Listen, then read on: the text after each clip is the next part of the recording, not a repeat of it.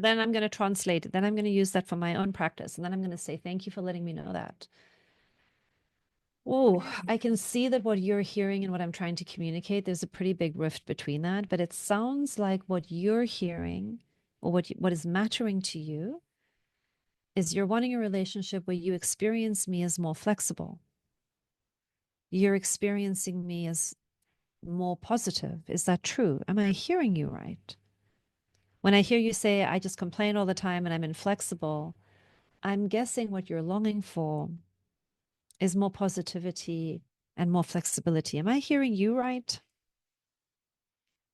So you're going to flip it. You're going to flip all of their complaints into their needs. And then once they get, yeah, that's exactly right. I mean, you're just so selfish. Okay, so the other thing you're needing is more consideration.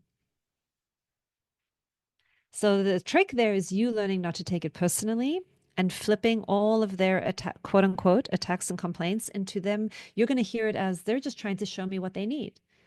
And I'm just going to start looking for the gold because once I know what they need and once they know that I care about what they need, we're going to be playing a different game already. So that's just really listening for what they mean instead of getting distracted by the crappy way that they're saying it. And it's also when they experience that, they'll be more willing to try and give it back eventually, but it can take some time.